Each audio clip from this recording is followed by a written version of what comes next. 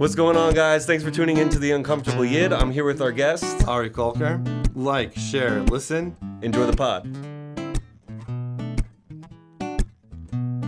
Yeah, no. Oh, man. So yeah, I don't know. Like, I don't know much about you. I just know like we've done jobs with you, and I've asked the guys like, who is this guy? And they kind of were like, it's Ari. We know this man. Yeah. You know? So. I mean, who are you? Like, So who is Ari Kalker? Who is Ari Kulkar? Who is Ari Kalker? Who's There Ari you go. Kulkar? That's a good question. So I'm Ari. I consider myself a servant to the Jewish people. Maybe one day I would love to consider myself a servant of Hashem, like an Eved Hashem. I'm not on that level yet. I don't think so. And my goal is to just help Am Yisroel be more awesome in every way, shape, and form. However that, in different parts of my life, different stages, that's been embodied in the different things that I've been involved in, whether it was making Aliyah, whether it was serving in the army, whether it was the reserve duty, whether it was helping the Lone Soldier Center when it was starting out, working for Imtirtzu very briefly, working construction and literally building Yerushalayim, like building the city of Jerusalem, one apartment at a time.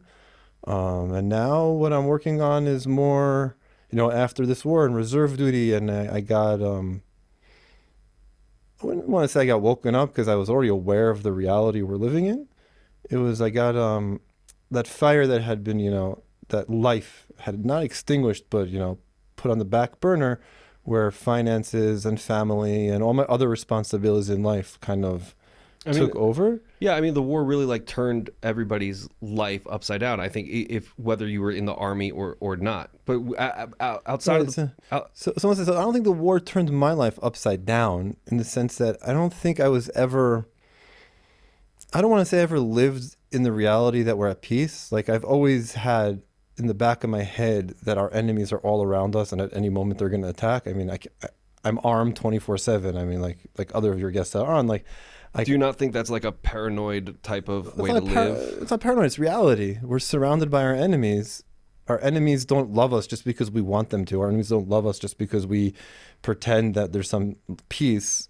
I mean, if you look at if you study Islam or the Muslim world, there's no peace with enemies ever. There's just temporary. It's not worthwhile for me to fight you, right? It's not like their goals or their priorities have changed. So if war and violence is always a possibility, and that's the reality that I lived in, knowing, not in a paranoid way. Like I wasn't saying it's just to be aware of it. I mean, I grew up in New York. You were aware of your surroundings. I mean, not that New York was so dangerous in the 80s and 90s, but you were aware, like you crossed the street if you felt like the person coming towards you was, sketchy. There's no reason to, you were aware of your surroundings. So I was aware of my surroundings on that way. It didn't wake me up in the sense to change my priority. It shifted. It reminded me to focus on the things that I feel that are important and not just on supporting my family and raising my family and building a home and all of the stuff that had, the grind of the dailiness, but to refocus again on serving Am Yisrael in a more significant way. I mean, also in reserve duty, I did over close to 300 days now. Yeah, it's part of who we are. No, for sure. Right. Look, I say to my wife that she's there. But what do you mean that she's there? That she's she's on reserve duty with me. Okay. But she's that. I hear from friends that like their wives are like, oh, enough already. Like, okay, we got it. Like, my wife is like pushing for. She's like, come on, we want to go back to war. Go back to reserve duty. What are you doing at home? Like, she's more gung ho and supportive than I am, and it's way more of a complicated. When I go to reserve duty, I trade one set of responsibilities for another. Right, but I have to imagine that that's almost comforting that your wife is supportive of you going rather than being like, oh, you have to go again. Like, it's extraordinary. It's extraordinary because also like before the war, she was never not supportive. She was never like, oh, do you really have to go, or you should get out of it, or she was never not supportive of it, but it was never the way I felt about reserve duty, the way that I felt this absolute need, how it's like, no matter what, I go, I'll even volunteer here and there when like anyone can go, like they need 10 guys, didn't matter which. Like, she wasn't always like 100% on board, and she would focus more on the like, oh, this is a little bit of like a problem. Whereas now the war, like for me, it was obvious all the time. Like now she's like, okay, this is really important. Someone has to do this. If you're not going to protect us, who will? Right? There's a limited number of people who are fully trained combat soldiers in existence. And even if we drafted, we draft all the Haredim tomorrow, right? All the great Gdolim of the Haredi world, wake up tomorrow and say, everyone join the army, 60,000, whatever number of new soldiers. It'll be 3 years before we have any significant combat soldiers out of that mix. That's how long it takes to make that cultural change. It's not just train them for 6 months. It's a cultural change that needs to happen to them as people. It'll take a few years. What do you mean by cultural change? When you join the army, it's not just, okay, I put on a different set of clothing, and it's a whole cultural shift of how you view the world around you, of how you interact with each other.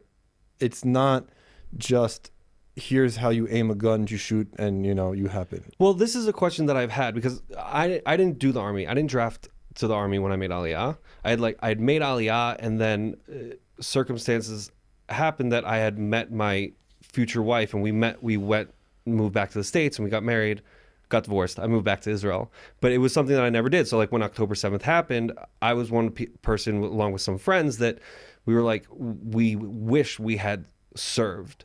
And you get from the, you see a lot from the like Western media.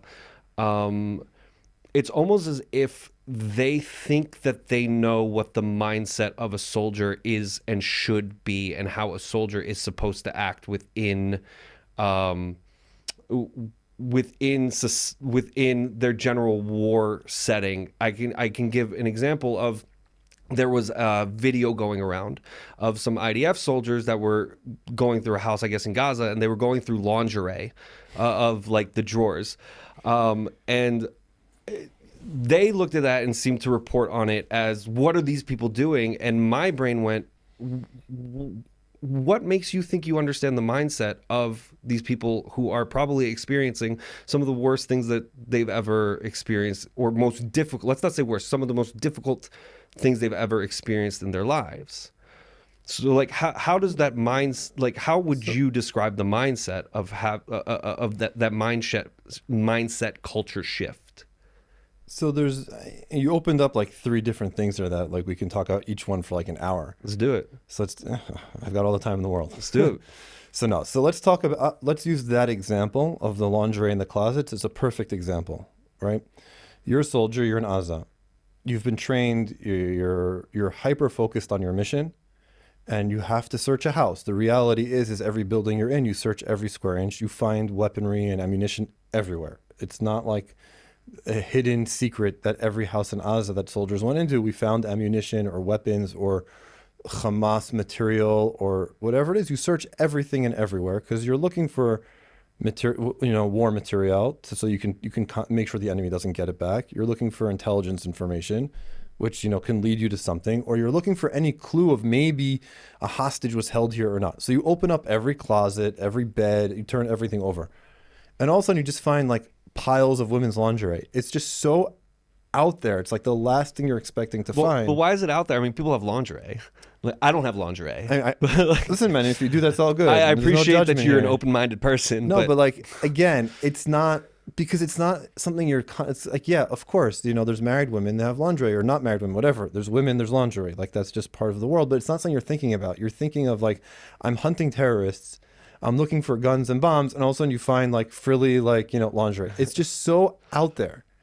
And it's not just so out there, it's also so extreme. There were closets full of it. Like every house, it wasn't like a drawer. Like, I don't know, you were married. So first of all, Mazal Tov and Mazal Tov. Thanks. For marriage and divorce. Appreciate it. There you go. But like everyone, like, yeah, my wife also, it was a little uncomfortable. There's a lingerie drawer or an underwear drawer in everyone's house. That's part of life. There isn't a closet.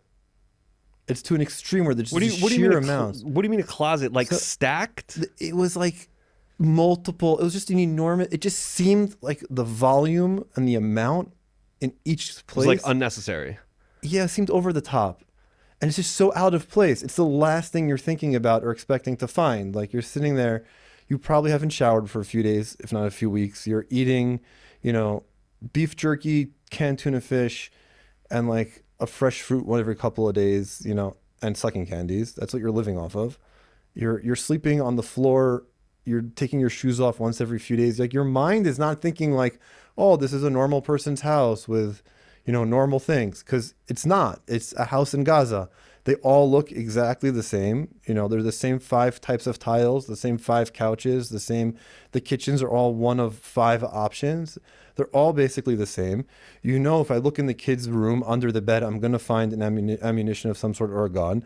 I know if I look in the house, there's only going to be children's school books, the Quran, and frequently a Mein Kampf. That's all the books in the whole house. There's not like I walk into your home, you're going to have books on your shelf. How many? Like, how? I'm sorry to interrupt, but and like how many houses did you go into that like this was just the same thing over and over?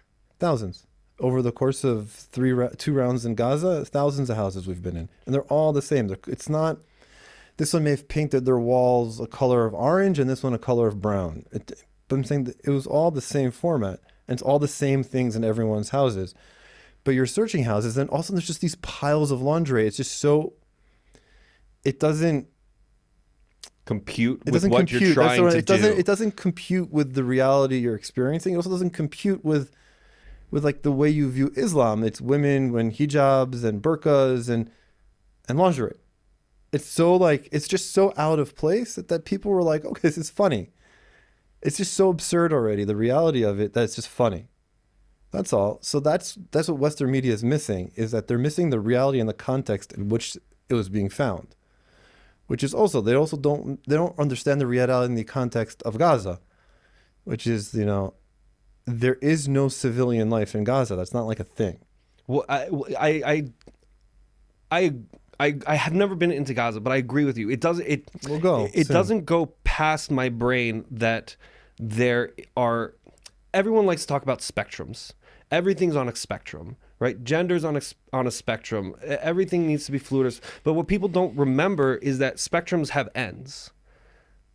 That there are ends to spectrums. On the color spectrum, you have white and you have black and then everything in between. Right. So I think it's the same thing with things like good and evil. And it, for some reason, I am able to accept the fact that why isn't there a pocket in this world that maybe is just everybody in that pocket is just evil. I don't know. I accept that as reality. Like, Well, I mean, but I've experienced that reality. But I haven't lived the reality. You have lived the reality. Yeah, but you also live that reality. How so? Just because you don't experience something yourself, right, doesn't mean that you can't understand it or appreciate it. Like we haven't all experienced everything. I don't know, have you ever broken a bone?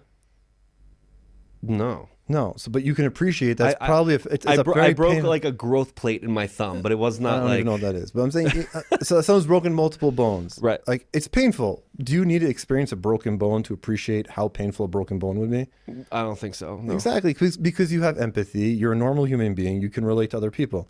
But the other thing that we talked about for a second, how the Western media out of context. Something else I've discovered that it's not just Western media. They can't accept that there are people in the world that have different priorities than they do. In other words, that their lives revolve around a different goal, right? If we take the Western liberal academic ideals, our goal is to gain knowledge, succeed at our chosen profession, raise a family, you know, live comfortably. These are all the goals of the Western whatever. And religion plays a part in guiding us in the correct moral way of achieving these goals. But our goal is to live comfortably, raise our family, and see that our children and grandchildren continue the ideals that we believe. Right? That's Western liberal Judeo-Christian values, however you want to define it. They can't accept the fact that Islam doesn't value education, doesn't value physical, you know, financial success, doesn't value raising their children. It values death and destruction and destroying anything that isn't them. So there have been a couple of times that you've mentioned Islam, right? If someone were to come to you and be like, "But Ari, what makes you, a professional at understanding Islam? Like, what gives you the right to talk about Islam in the way that you do? You're not Muslim. I'm not Muslim. I'm not a scholar on Islam. I just can look at Scholar, that's a reality. good word. Not a scholar. I'm not a scholar on Islam. That's for sure. But again, I can look at the world around me and make, based off their behavior and the way they teach and the things they say in public. I'm not claiming to be a scholar here of any great thing about Islam. I'm not saying anything. I'm not claiming to be a scholar on Judaism or Christianity either. But the reality is there is a reality. Like, look at the Muslim world. They don't. There's no existence where the Muslim world lives in peace even with itself. Forget with its neighbors. There's no existence of that. There's no, since algebra, they haven't contributed anything positive to the world. And then we can argue whether algebra is so positive or not, for anyone who's graduated high school. I am not in school for a reason anymore. Exactly. So. So there you go. But you can look at it. You can't find a country that, shifted from a non-Muslim to a Muslim country and then succeeded. It's the same thing with communism and socialism. You can't point at an extraordinarily successful socialist country. It's not something that leads to great success. When you look at the successful countries or the successful peoples in the world, they're all founded in Judeo-Christian values. They're all founded on free markets. They're all founded on liberty in the sense the way that the United States was founded in a concept of liberty and freedom. It's not freedom that you're free from everything. It's liberty, which is freedom with responsibility. Like that's the foundations. That's the way you want to create success in this world. So I'm not a great scholar on Islam. Don't come to be, but let's go back to a minute before what you were saying when I said you had like 3 things that we could talk about for an hour. You mentioned that you made Aliyah and you didn't have the honor of serving in the army, and then October 7th happened. But you're doing something else. I speak about this also freely, is that this is not just a war of the IDF versus Hamas in Gaza. There's a global war. We touched on this, where there's good and evil in the world. There's a global war that's been happening since the beginning of time of good fighting evil, right? The last time it was so obvious and clear in the world was, the World War II, when there was the good versus the evil. The Nazi regime and Japan, they represented evil, whereas the Western allies represented good, and they clashed. Thank God the good won, right? And then it wasn't just then it was more, the world was very different in the 30s. So then the soldiers on the battlefield were 90% of that war. And the media and everyone else, the talking people in the back, the civilian life, they were very they support the war, that the factories and all that was important. Today, the battlefield is almost secondary to everything else that's going on. Like PR and... It's like, I can win as many battles as I want in Gaza.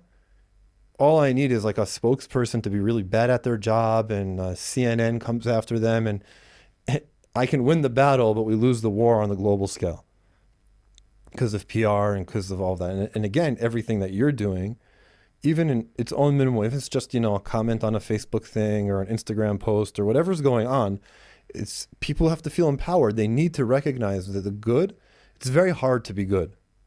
It's easy to be evil because it doesn't require any responsibility. Good means you have to take responsibility and actually stand up for what you are. Evil is just screaming and shouting at the good people. Right? So it's hard to be good. So you need more people to stand up and support it and be like, oh, I can join with this group. I could join with him. Oh, I like his podcast. I'm going to listen to that. It'll balance out and keep me focused on being good. So we're all fighting the same war on different on different fronts. I think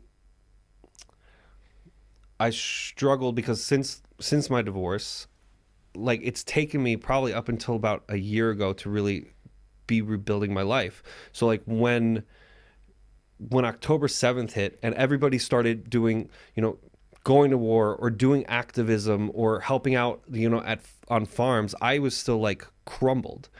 And this for me with this podcast, it feels for me like the first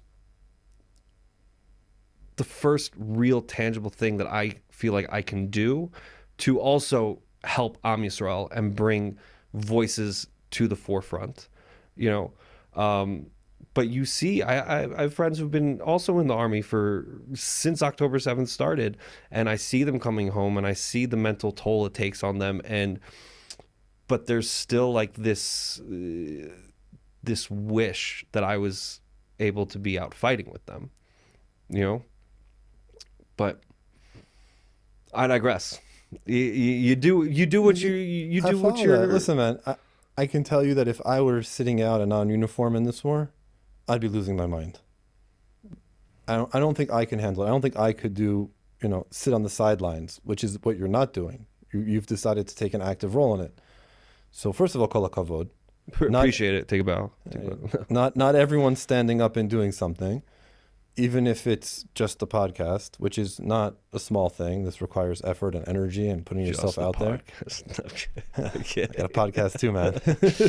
No, it's a lot of effort and energy that goes What's your into it. podcast called? It's Ari and Shaun. Shaun and Ari discuss Israel. Shaun already discussed this. It's I'm me- guessing there's a Shaun. There's a Shaun, a good friend of mine who's also does reserve duty. We talk about different things going on in Israel. We try and provide a broader context for the English-speaking population, so they can understand whatever's going on, but in the broader context of it. Cool.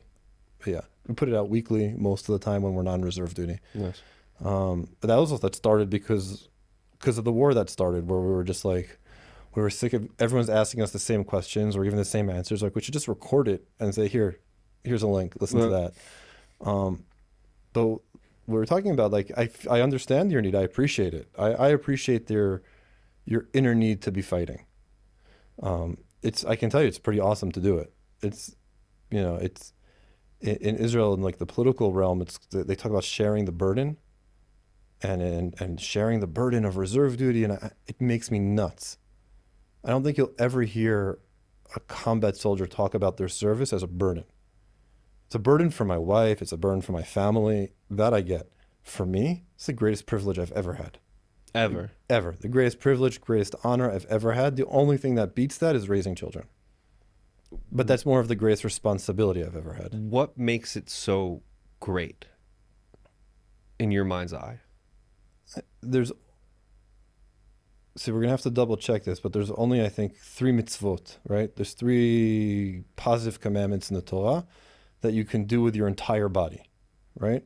Sukkah. There's only be in a sukkah. What's the second? Mikvah is not it's not like Mikvah's debatable. I was going with mikvah. Okay. And then I don't know. We have to look it up. But there's 3. Does somebody back there know this, or can somebody back there look it up and then just say over the speaker what it is? We'll keep going. Yeah. Thanks, guys. So there's another one is that the kibush Eretz Yisrael is conquering the land of Israel and defending it. It's a positive mitzvah. So here I am. I'm involved in my entire body, my entire mind when I'm in the army is involved in protecting and conquering the land of Israel. That is the greatest privilege of all. I get to provide and protect the home for the entire nation of Israel. It's not just my home. This isn't a personal thing anymore. This isn't my interest. This isn't my needs. I'm not protecting only my family, only my home. My home is my castle. I'm doing something that my entire body, my entire mind at that point, my entire being is serving the Jewish people. That's the greatest privilege in the world. I mean, you can't get more than that. Did you always have this mindset? Like, we talked about the mission that you are on currently, becoming I want to say, like, almost like what was the word you used? A servant to the Jewish people. To the Jewish people. So I want to backtrack a little bit. Before October 7th, like when you're originally from New York, Yep. What was your mission before October 7th? And then how did it switch when after October 7th hit? I think before October 7th, it wasn't as... The thought in my mind wasn't as coalesced. Is that the word? Coalesced? Like... It wasn't as solid as it is now and as clear to me. I was raised in an Orthodox home in New York. On one side of my family, my one grandfather survived Auschwitz. The other grandfather served in the American Army in World War II. My parents, both of them, were active members of the community in different ways. Whether it was volunteering or serving as the Baal Tefillah all the time or whatever it was. Like, I was raised to be an active member of the Jewish community. There was your family, and then there was the community. And the community was something that was important to serve and to be part of, and that is what made you... I don't even know the words. It was raised... The ethos of being a Jew that I was raised with, that was part of who you were. It was just, that was the norm. It wasn't like a mission. You were just an active member of your community because that's the right thing to do. I was also raised on very strong Zionist ideals. So I made Aliyah with my family, like separate but with my family. When I was 17, I graduated high school, 17, and I was in the army. It was never like I'm on this mission to like serve whatever it was. It was like part of just normal being in Israel. I was 17, I turned 18. My draft got pushed off, so I was 19 in the end. But, you know, my Holocaust survivor grandparents got to see me in uniform. I'm named after my grandmother's brother who was killed fighting as a partisan in Germany at the age of 14. Like he smuggled himself out of the ghetto with his tefillin and went to join the partisans at 14. The partisans? What are the partisans? The partisans were the underground, the German underground fighting the Nazi regime. So they were like, that's who I'm named after. So it was sort of like in my head all this time is I'm just continuing the mission that he died fighting, you know, and I'm doing it for something, not just the Jewish community of Germany or Poland or Europe. I'm doing it for the entire Jewish people in the land of Israel. You don't get better than that. And then as the years I served, I volunteered and worked with the Lone Soldier Center. Didn't you help start the Lone Soldier Center? I helped start the housing projects. Like the center existed. It's named after Michael Levine.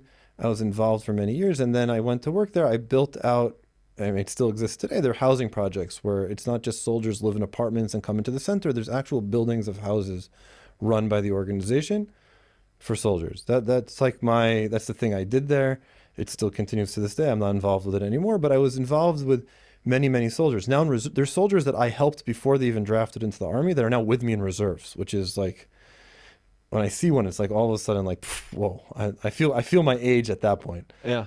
But that for many years was my service to the Jewish people. And then I left that a very short time at Im which is a campus organization that deals with Zionist education here in Israel, and I still volunteer with a little bit here and there when there's something I can help them with. And then I kind of shifted my focus back onto construction and remodeling work and building up my family and building up my own life. And throughout this time, I continued to do reserve duty. So I was never very far from it, but my reserve duty was less serious. And then a number of years before the war, I decided that I need to, how old was I? I don't know, it's 35 already. Corona was how long ago? Corona was like 5-6 years ago already. Something like that. No, Yeah, it's crazy, isn't it? So I was at... What, 2019, 2020? 2019, so it was 5 years ago. So I was 35.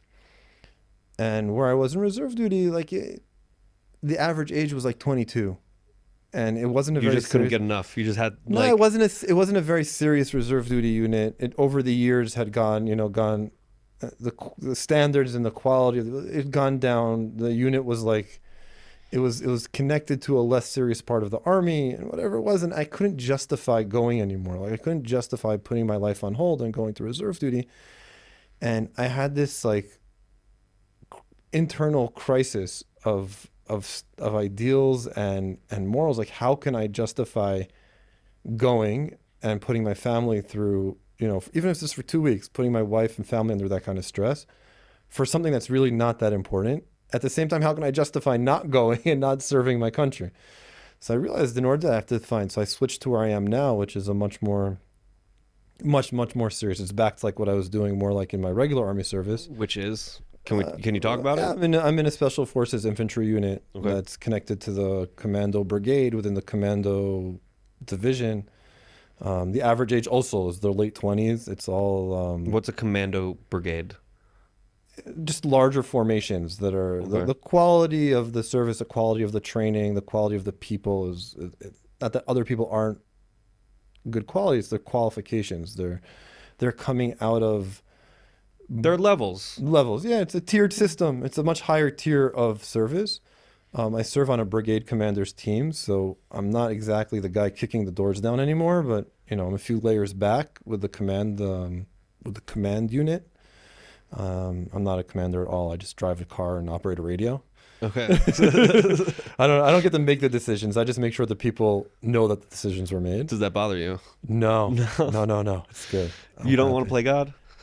I don't know. None of us are playing God, although no, but it's a much more an exercise. We've done. There are times I'd come home from a 3-day exercise. I have to lay in bed for 3 days because I can't feel my lower body. You know, we did. It was all over the news, but we conquered Cyprus a number of years ago, and we marched for like 4 days with my full body weight on.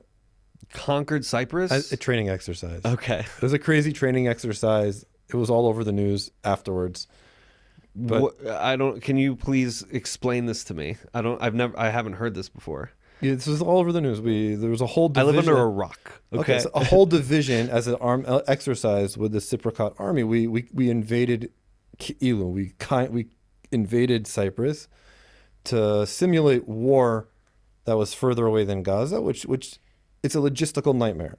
Because every time we practice, we're in the desert or we're in the Golan, and we're right next to the base. The logistics never have to really try very hard, because if I forgot something, we just drive over and pick it up. It's not a big deal.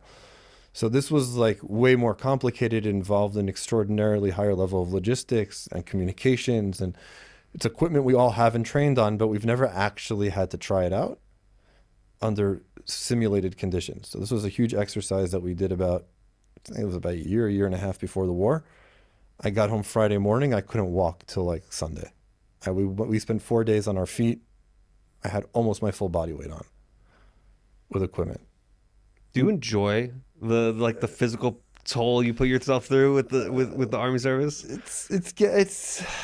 Are you starting to feel it more now? I'm starting like when it was this war is the first time someone called me abale, like dad in reserve duty. I'm 40, and I was like, nah, I'm not ready for that yet.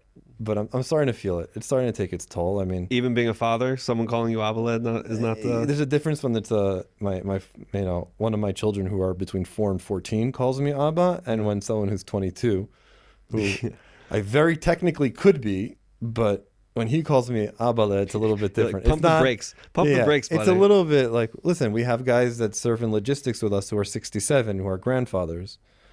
Yeah, they're my role models. And here I am. And you call them Abale. No, I call them by their name. It's someone else did that, and they also. It's like, don't. I'm not here as your grandfather. I'm not here to be your friend. I'm here to make sure you have what you need. Yeah. Where were we? I got completely lost track of what we're talking about. No, you were talking about Cyprus. How we conquered Cyprus. So it was with all this time. I was able to shift what I did in reserve duty to something that was much more significant. And then I was able to reset the balance now. Now I can justify leaving my family, leaving my business, leaving life in general to go serve my people. I could justify it again at the same time. I was able to balance out all the different pieces that were going on. And then war broke out. And go on. Yeah, what were you going to ask? No, I was going to ask, war broke out. Like, could you walk me through kind of like your day, how the lead up, and then when you actually found out things were going on, and when you had to go into. No problem. So we can't start on Simchat Torah, though. We have to start a little before Rosh Hashanah, because that's in my head. There's that whole like blob of time. It leads up to Simchat Torah in a way that gives you context. So my son, his bar mitzvah was Erev Rosh Hashanah. Right, I'm Mazal Tov. Thank you. He's now celebrated another birthday since. So I did his bar mitzvah with him, just him and I, on Har HaBayit, on the Temple Mount. You know, when your son's bar mitzvah, you make a bracha. So he came up with me. I go up to the Temple Mount, try and go up regularly. This year's been much more difficult. I didn't know that you could go up regularly to the Temple Mount. I go up every day, between 7 a.m. and 11. I mean, right now it's closed to Jews because of Ramadan. Because, apartheid in this country exists, but against Jews, which people don't realize. Yeah. It's fun stuff. Yeah. But he decided that there's like the part where I make the bracha, there's the bracha for a father, the blessing he makes on his son when he's bar mitzvah. So that was him and I on Temple Mount, just the two of us, was Erev Rosh Hashanah. And then in Rosh Hashanah, the like, peak of prayer is the shofar blowing, and everybody looks at the guy blowing shofar like you don't want to mess up. And I'm the guy that blows shofar in my shul now. I don't know, it's got to be close to 10 years, if not already 10 years. It sort of happened by accident, and it's just been going every year. And How I does that get, happen by accident? I don't Did know. you trip and I, your lips fell on a shofar? Nah, it was the guy, I was in shul, and the guy blowing shofar for many, many years was having trouble. And he sits next to me, and he looked like he was, I said, listen, if you want, I'll finish for you for Musaf. And then the next day he just asked me to start from the beginning. And it kind of just fell into it. It was never like a planned thing, like this is what I'm going to You're do. like the guy who came off the bench, and then all of a sudden you were so good, they I just don't know if I became was a so good. starter. I don't know if I was so good, but no one else was volunteering to switch me. So it became like a thing, but it's a huge responsibility. It's the only part of Rosh Hashanah that's Doraita, that's straight from the Torah. It's the only part of the whole holiday that you're directly commanded by God to do. It's like all the responsibility is on you, and everyone's looking at you. And if you mess up, everyone remembers until next year when you hopefully redeem yourself. So I feel an enormous amount of, I come into Rosh Hashanah I'm very nervous. That I'll do a good job, that I'll be a good representative of my community, that I'll be, I'll live up to their standards, hopefully live up to God's standards. And then after Rosh Hashanah, I have this like after I finish that last Tekiyah Gedola on the second day, I have this whole, where it's like, it is what it is. However good it was, however bad it was, there's nothing I can do at this point. Right, but the pressure's off. The pressure's off, and I'll daven for the first time for real at Mincha afterwards. Okay. So I had my son's bar mitzvah, then it's Rosh Hashanah. Shabbat after Rosh Hashanah, we celebrated his bar mitzvah where he read the Torah, which he did an outstanding job. But I had my in-laws in, I had my wife's sister and her family in from the States, I had my parents by me, I had one of my siblings and their children. It was like a whole to-do, and everyone was with us for that whole weekend. And then from that, we went straight into Yom Kippur. So it's another whole day. And then Sukkot, I still had all of my wife's family with me. I love my wife's family. They're welcome. Come whenever you guys want. I really do. No, I'm blessed. Say it again so they No, know I'm it. saying there to the camera. I feel, my dad told me when you get married, just remember, you're not just marrying the girl, you're marrying her entire family. And I'm the luckiest guy in the world. I married the greatest family on the planet, right? I can have my arguments with my wife. Her family's the best. But they were with us, and everyone went home on the intermediary days of Sukkot. Everyone went home on Chol HaMoed. So I'm going into Simchat Torah, which is the end of the holiday season. We're like, finally, it's not that I was upset about it, but it was the first holiday that was going to be just me and my immediate family. It was going to be where I no longer have any communal responsibilities as the guy leading. I have no family responsibilities to make sure everyone's doing well. It's just I can enjoy the holiday with my children and my community, with my friends. Like I don't have any of this responsibility on my shoulders. That we stayed in shul. I have no idea how late I got home, and I'm thinking there's no way I'm waking up in the morning. I'm not going to make it to Shacharit. I'll maybe show up during the dancing. Like I was okay with that. I was like accepted it. Like had a great night. I felt amazing. I went to bed. And then the first siren in Yerushalayim was around 6:15, something like that. I didn't wake up to the first siren. Oh, so like I slept through it. I got a message from a cousin of mine in the States who was like, "Bro, are you okay?" I'm like, "First of all, you're texting me on Yontif, so something that's strange. Must be, yeah." Right. I was like, "What's going on?" He's like, "Bro, you're like being evaded." So I was like half awake, half asleep. I heard the siren. And it's like Jerusalem. We don't have sirens in Jerusalem. Like it's like the most random thing, and it's usually like you're warned about it in advance. So it was like, okay, there's like the system had a defect or whatever. It's a malfunction. Like someone flipped a button by accident while they spilled their coffee on like the console, and the siren went off. I'm like, I had one siren. It woke me up on time for shul. I could have a cup of coffee. I get my kids ready. Like there's no. You're like you had different plans, okay? I'm like, great, cool, siren. Awesome. Like it wasn't like, and then the second one went off, and I'm like, all right, 2 malfunctions in a row. That's a little bit strange. It's a little bit weird, but I still like it, I didn't have that light bulb moment yet where I'm like, all right, we're at war. But I did think that before I go to shul, I should take my phone with me. I don't normally carry my phone around on Chag or Shabbat, but I was thinking like, 2 sirens. Better safe than sorry. Like something's odd, something strange. Knowing what I do in reserve duty, if there's a really big balagan, they're gonna call us up, one of the first people anyways. Or I'm also like, because I'm one of the armed people in the community, we have our own like, now it's official, but then it was just like a group of us in WhatsApp who all are armed, just in case something happens in the community. We can help provide a response before the police show up. So something like, if something's going on, I'll take my phone, put it in my pocket. I didn't think to look at it or anything. I just put it in my pocket. I went to shul, and then the sirens started in Jerusalem. They were coming one after the other, and all of a sudden Simchat Torah, which is this like long day where you're in shul for hours. There's singing, there's dancing. It was like just also where everyone's in the miklat and like in the bomb shelter in the shul, and there's like an argument with, should we still dance? Should we all go home? What's going on? And I'm like, all right, I don't know. I have my phone. I'm going to the bathroom and checking my phone. I go to the bathroom. I'm looking through the news, and like it's, I'm looking through Telegram, I'm looking through the news. I'm like, shit, this is not just a one-off. There's some like the shit is hitting the fan as we speak. And our WhatsApp group for reserve duty is like, even the religious guys are like, are we being called up? What's going on? What's doing? And Did everyone like know something was up when the religious people are on their phones? yeah, there's a thing. It's like, also when I see like our battalion's rabbi is first and foremost a combat soldier with us, and his role of rabbi is secondary.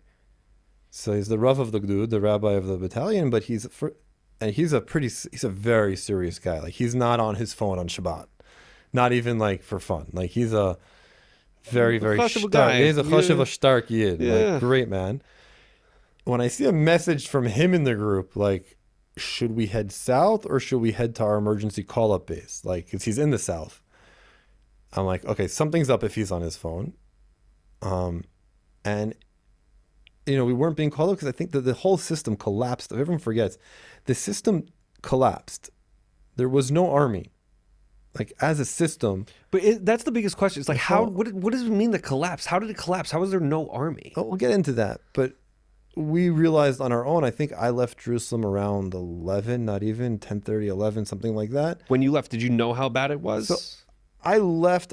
I packed a bag. I have my regular reserve duty bag at home that I know I just have to add. I have to add in, there's certain items of like underwear, socks I have to add in. Instead of leaving it in there, you pull out of your drawer, whatever it is, you put it in, and my toothbrush. Those are the three things I know I have to add to the bag when I leave, no matter what. Otherwise, it's packed on the shelf. It's always been there for years. Every time I've reserved it, I pull it out, add three things, and go. If it's summer or winter, I might take out some things or add some things in. Just, I don't need thermal underwear in the summer. I don't really need in the winter either, but it's nice to have if you're sitting on a long, guard duty for hours stationary. Comfortable. But I packed my bag, and like I'd left my kids by a friend. I said goodbye to them, and I figured I'll be gone for a week. It was like another operation, whatever it is. I'll be home in a week. Came home 4 months later. Like, I didn't realize at first, at that moment when I was leaving my home, I did not realize the scope. I think when I got in the car and I started driving, because our emergency call-out base is by Rehovot. Okay. And the guy I work for lives in Modin, and I have a big car from work. And I wasn't going to take it with me. I knew it was going to be gone. It's going to be parked, in a parking lot. How is he going to get the keys? The keys will be locked in my bag inside an army base. It's too complicated. I knew he was going to be on his phone. I called him up and I said, listen, come with me. You'll take the car back. When I come home in a week from now, you'll come pick me up. It's fine. We've been working together for years, good friends. And it was as I'm driving out of Jerusalem heading towards Modin to pick him up, I had the news on and the sirens are going, like, every 20 minutes. I'm listening to the news and I'm starting to realize that this is not, that maybe I'm going to be gone for more than a week. Reality hadn't hit yet. And then it got to the emergency call-up base, and again, because of where I serve, it's not like we got there and our warehouses were empty. We have everything. We do an emergency call-up exercise at least once a year, where we physically show up, get all of our equipment, then we start a 3-day exercise. It's not like we're not one of these lower tier units that were really caught by surprise. And we get our Jeeps ready, and by 1:00 we're ready to go, and then we're going up north, we're going down south, we're going up north, we're going down south. a balagan. What do you mean you're going? You didn't know? Like They kept changing our orders whether we're going up to the Or northern was border. you just driving in circles? Well, we never actually left the base. It was prepare. No, you prepare a little bit differently if you're going up north. The topography of the north of Lebanon and the topography of Gaza are very different. So you Right. prepare a little bit differently which way you're going, slightly different equipment. So you keep switching back and forth. But as a radio operator, it's switching from Southern Command to Northern Command. So I'm switching all of the radio frequencies on the radio. I'm switching all of the maps that are in our like they're iPad type things. There's like these tablets that have maps. So you're switching the data again and again and again and again and again over the course of a few hours, back and forth, back and forth. But how the army collapsed again. This is one of those things where Hamas executed their plan to perfection. There was, I can't. I'm not going to extrapolate and say that the army, the higher command of the army was working for the enemy. That would be almost conspiracy theory like, and I'm not, even if that's true, I don't think I even want to know that to be true. Right. But there was, we talk about in Hebrew, the concepcia. There was this conception that Hamas is appeased almost. I'm not really sure how you translate into English the word. They were multa.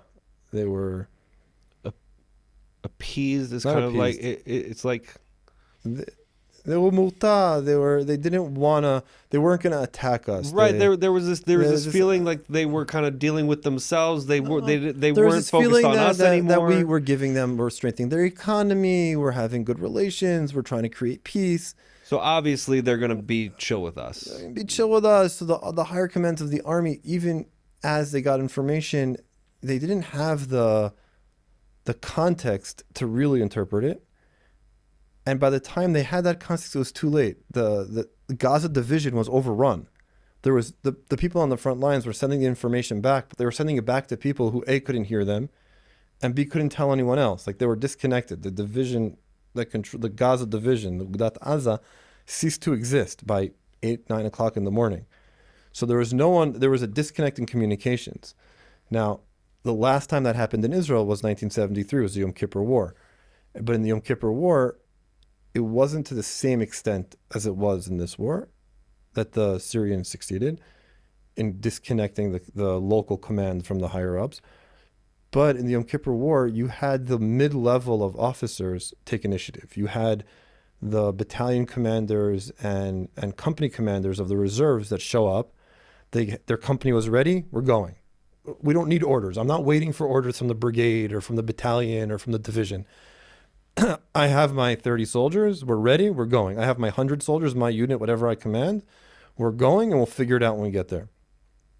In this war, that mid-level of command failed.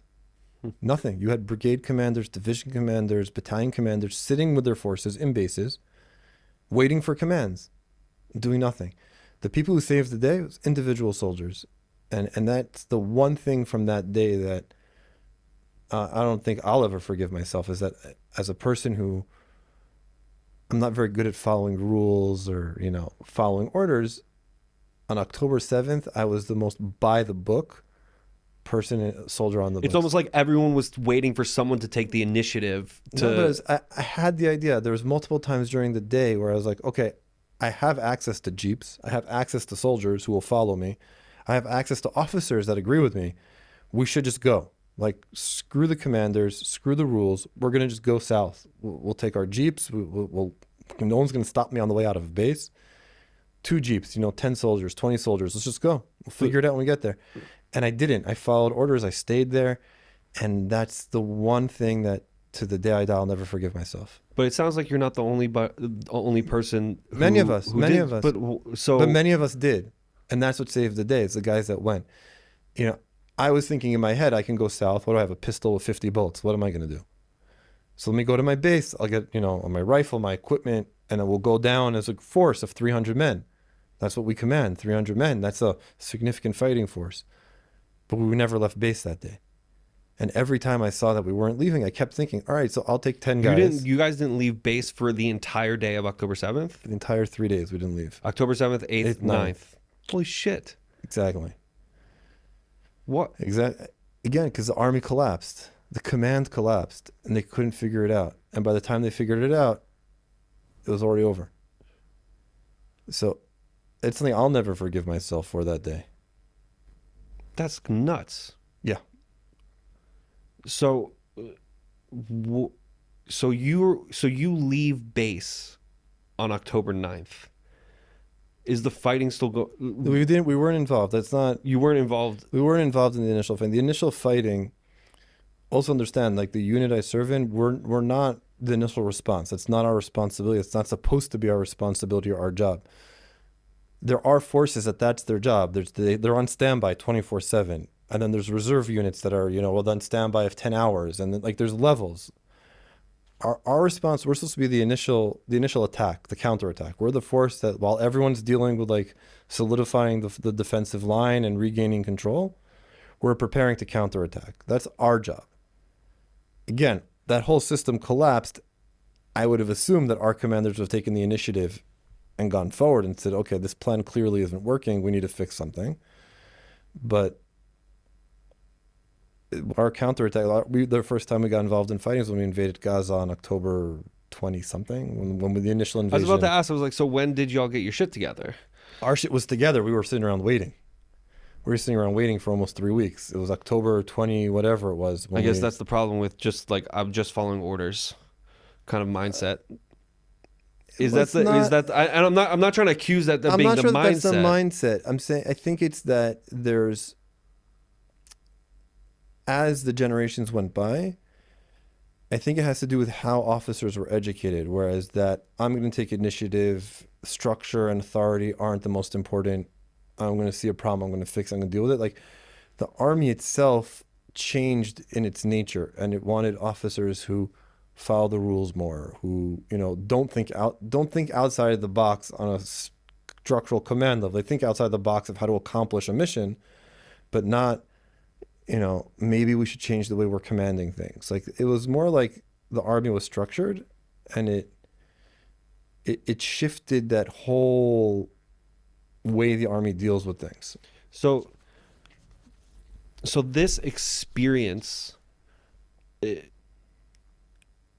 has the army looked at themselves in the way they teach because the response was kind of dulled? I doubt it. Also, you have to forget, we're still in the middle of it. From the army's perspective, while we don't feel like we're still at war here, sitting in Yerushalayim or in a studio, I drove here with regular daily construction traffic. Our country's still at war. Like the army is still not as intensely as it was, and it's getting more intense again now. My best friend was called up again. Right. So it comes in waves, but the army is still fighting a war. There are parts of it that they can start self-investigating and fixing it, but there's not going to be any real serious significant investigation until after the war is over. That's not realistic to happen either. I mean, do I think that it can be done during war? Maybe. There's too much politics involved. Why isn't it realistic to happen? To happen? I feel like when something of this magnitude, and I'm talking also from like a microcosm of myself, like when something kind of dramatic happens to me, right? If it's significant enough, I have to look at myself and go, where did it go wrong? How did I go wrong? How do I learn from this? You don't think that's going to happen within the army in general, in itself? Something happened, as in past tense. You're not doing that while it's happening. We're still happening. The army, as far as the army, the way the army as its own entity is experiencing it, it's still in this war. It's still in this crisis. It's still in it. It hasn't finished it. It hasn't gone into the past yet. It can't even look at itself properly in the past tense. I don't necessarily agree with that approach. I think that it should already have sections of it investigating the realities around October 7th and what led up to it and what created the possibility for that to happen, and already start correcting those flaws. Again, I'm not in charge of the army, at least not yet.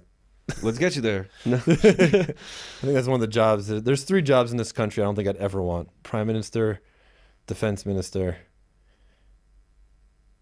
and the head of the army, the chief of staff. Well, look, sometimes the people who are the best suited for the jobs are the people who don't want them. Yeah, no, I'm Yeah. I'm not suited for either any of those three, and I definitely don't want those jobs. I don't think I'd ever sleep at night, and I'd have a lot more gray hair than I have now. I don't see much or any gray It's hair. there. It's there. It's hiding. It's there. It's It's hiding. hiding. So, mission wise, it sounds like your life has been a very like mission oriented endeavors, which I think more people should be more mission oriented.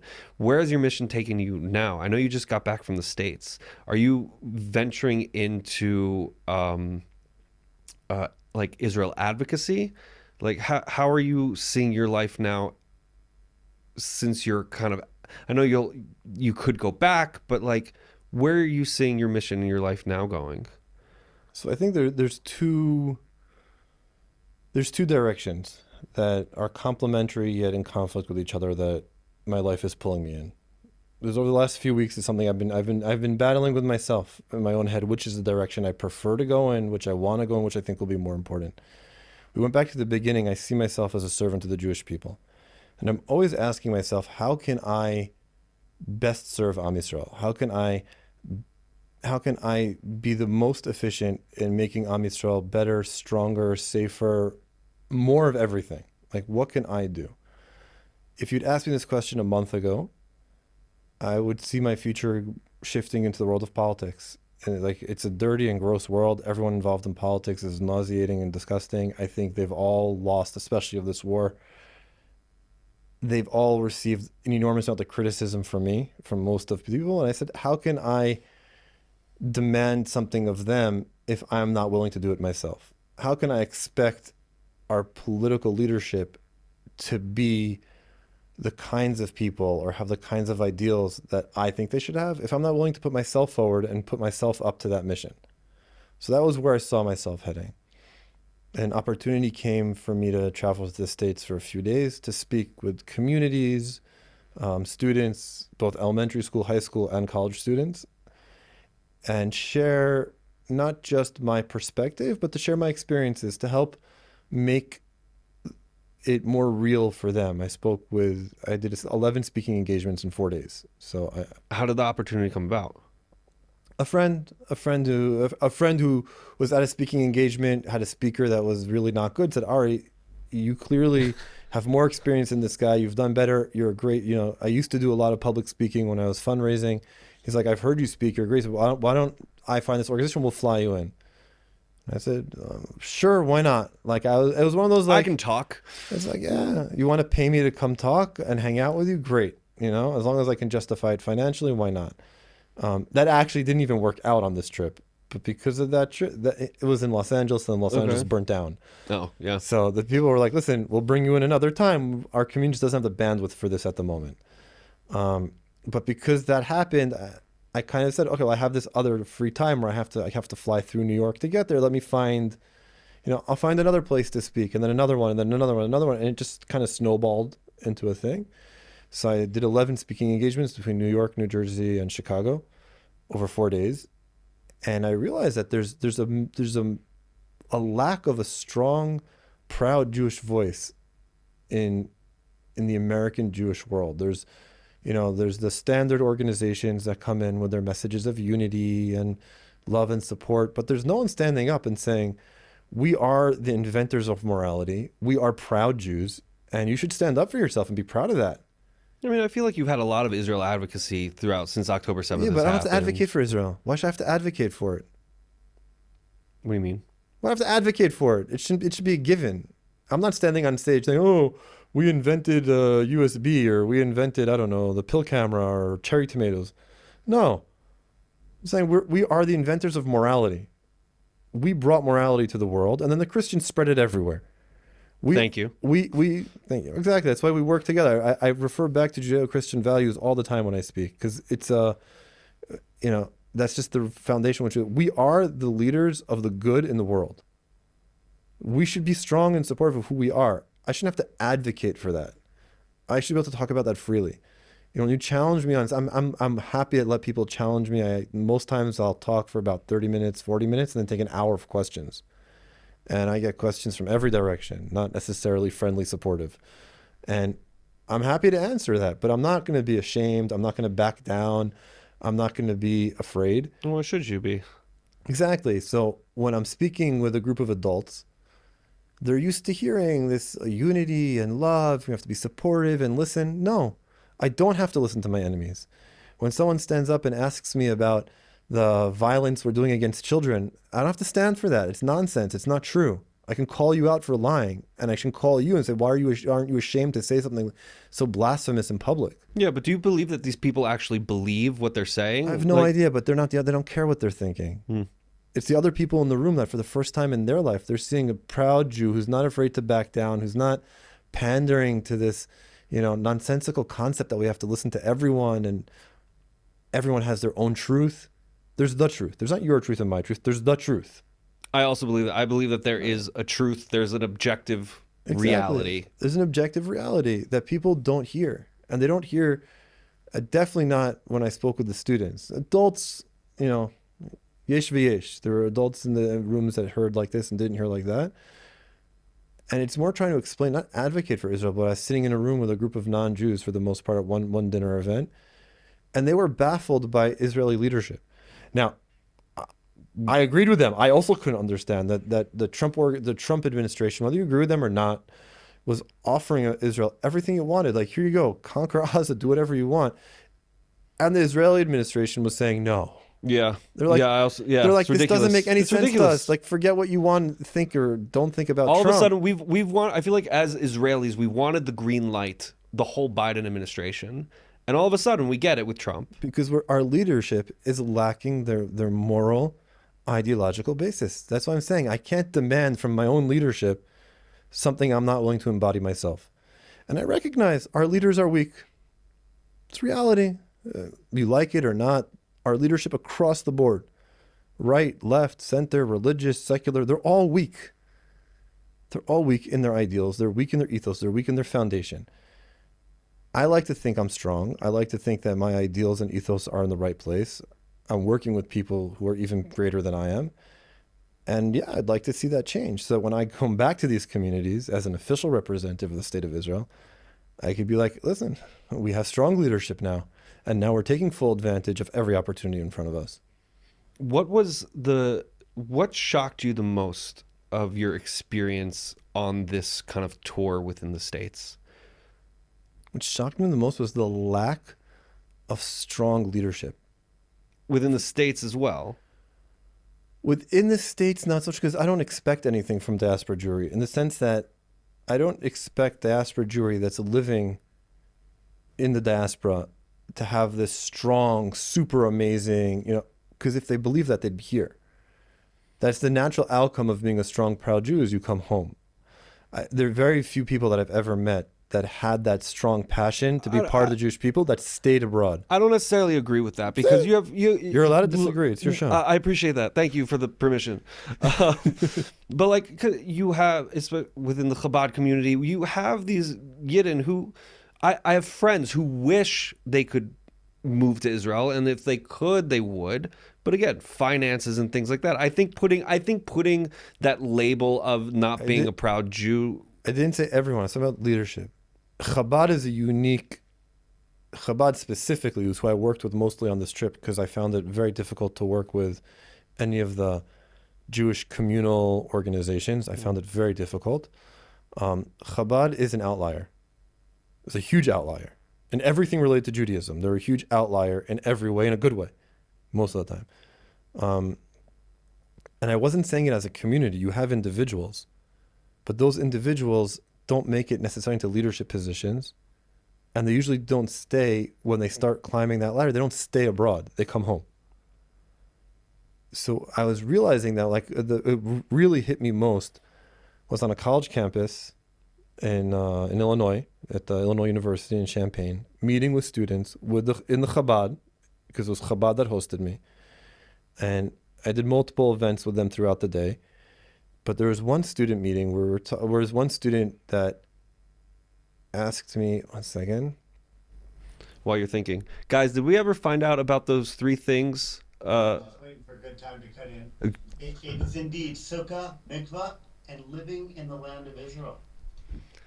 We were just talking about it. So there you go. So there was a student who was asking me why it's important for him to hear the message and to hear the stories and to hear my talk. He was saying like he was a student who was coming to a meeting before the big talk, that like he was coming to get like the pre-show, so that he can like message all the other students, hey, come, this is like worthwhile event to come to. And I was saying, because you're asking me that question, it proves how much you need to hear what it is. Because you're here as a student leader. You're not just like one of the guys in the crowd. You're coming to help bring the crowd, which means you're already in a leadership position yourself. You're coming to hear be strengthened. Like hear someone, I was told that when, a soldier comes back from war and he tells about how he survived war and now he's still proud of who he is, it strengthens the people around him. I said, that's not what I'm coming to talk about. Like, I'll share stories, I'll talk about that if that's what people want to hear. But the idea being is that there's a proud voice, you're not alone, and that the battles they're fighting on campus aren't separate. They're different, but they're not separate from the battles I'm fighting on the fronts in Gaza, that we're in this together. There's that sense of unity. But you need to be a leader. Like, you need to take this message. You have this time to grow as a person, to learn more, and be a leader, whether that means just in your own family, being a role model to your own children, whether that means being an active member of your community, sitting on the board of your shul and helping the shul grow and the community strengthen itself, whether that means joining the larger communal organizations and doing it on a national level, whether that means coming home to Israel and taking an active part in Israeli society and strengthening the Jewish people from here, whatever that means for you, but that you're part of a community, and the community is more important than your own personal interests and needs. Like, the community always comes first. And that was what I was trying to get a point. And they were lacking this ideal. Even within the Jewish community, there's this concept of me and now that's taken over. What do you mean? It's individualism. Like, here we see it, it's obvious, the protests. Oh, I want all the Chatufim now. I want peace now. I want this now. I think about the individuals. Whereas, what does the community need? Should the country be making a decision what's good for the now 59, however many hostages, or should make a decision that's good for the 9 million citizens of the state of Israel? Like, and if they clash, which is more important? I'm somebody who thought that the slogan bring them home now should have always been let my people go. Exactly. Like, always should have been like, why is the onus on us? Why? Well, I'll bring them home. Let me, like, take the restraints off and let us go. I don't know a single combat soldier in the IDF who wouldn't love the opportunity to go into Gaza and just start annihilating people in order to get our Chatufim back. Like, that would be the greatest thing in the world for any of us. Just let us do our job. Right. Do the majority of the IDF soldiers feel shackled? I don't know if shackled is the word. I think that for the last 20 or so years, the army's been living in this weird dichotomy of, we're fighting the enemy, yet we're trying to also help appease the enemy. Like, we have an enemy, why are we not attacking it? And there are all these excuses. Oh, it's not convenient for geopolitics. We have to deal with the Americans. We don't want to. Like, there's certain things in life that are black and white. When you have an enemy on your fence, not for a day, not for a week, for 20 years, why are on one hand our government's funding them and providing them with aid, on the other hand we're supposed to go arrest them every once in a while? It was this weird dichotomy that just messed up that line. It created gray where there should be black and white. I think, thinking about humanity, you hope that there is some sort of spark of good in even your enemies, that there can be some sort of miraculous, almost, okay, maybe we don't have the same ideals or complete morals, but we can kind of live side by side. And I'm hoping that there is something good in you that allows that there is some sort of humanity in you. And I think that is I think, at least for me, that kind of hope, especially after the murder of the Bibas children, for me, was snuffed out when it comes to Gaza. This feeling of that I hope that there's some sort of humanity within a certain people that even as atrocious as their acts were, I'm still holding out hope that someone somewhere there has the humanity to stand up and to be better. But I think that this whole war, everything from October 7th, from the Bibas children being delivered back in coffins, at least for me, snuff that out. So I don't mean to be insulting, but that's naive. Because It's- what? No, you- like you- well, no, it's fine. like why? Why did you not feel that way before October 7th? Factually, if you looked at everything going on, if you put your feelings aside from it, you looked at the reality on the ground. Ariel Sharon pulled us out of Gaza in 2005, right? We destroyed every Jewish community. We pulled out every Jew, including the dead ones, out of their graves from Gaza. We left them greenhouses. We left them infrastructure. We left them roads. They destroyed all of it. And what was the first thing they did? They went and they burned it down. Not, okay, let's build ourselves up. Let's not even go before 2005. Let's start from 2005. They elected Hamas in an open democratic election. They elected Hamas. They supported Hamas. They to this day still support Hamas. You will not find a Hamas fighter unless there's civilians around them. They don't exist. They exist only because the civilian population wants them there and agrees with them. So before October 7th, you had this hope for peace with them. I think that before October 7th, we were able to lie to ourselves and let ourselves believe that. I didn't believe that personally. I think that as a society, though, we in Israel, we believe that because we want this ideal Western idea that the other side has the same hopes and dreams as we have. We built a country in the last 75 years from literally nothing to one of the strongest economies on the planet, the leaders in academia, leaders in education, leaders in the tech sector. We even create initiatives in the building communities, one of the hardest sectors to innovate anything in. Hamas built tunnels, and their entire drive was towards destroying and killing Jews. No, But it's not just Hamas; it was all of Gaza. That was their focus. and I think this is where people struggle with. I don't struggle with it anymore, and my naivete comes from I want to believe the best in humanity. I want to believe that even the most evil person has the ability to do tshuva. It was this whole war, especially when, and maybe it took me too long to recognize this, but when the Bibas children, when in the coffins, they're having this whole charade, this whole circus that they were having. I looked at it and I went, even if you can do tshuva, I don't care anymore. Like it's something that woke me up to this whole thing is something that woke me up to this fact that there just may be pockets in this world that are just evil. So yeah, there's a reason why no one wants them in the world. Their own brothers don't want them because they recognize that there's no hope, and that's okay. That's not a bad thing. That's just reality. Like reality is what reality is, and that's okay. But instead of trying to pretend it's something else, we just have to accept it. And now, once we've accepted the reality, we can now move forward from it and now decide how we're going to relate to it in an honest way instead of this fluffy, I hope it's something else, and I'll pretend that there's maybe potential for something good there, but there isn't. That's life. It's like, an engineer looks at a building, it's like, oh, we can save it if we do this, and then sometimes look at a building, it's a total loss. That's it. We got to knock it down and start over.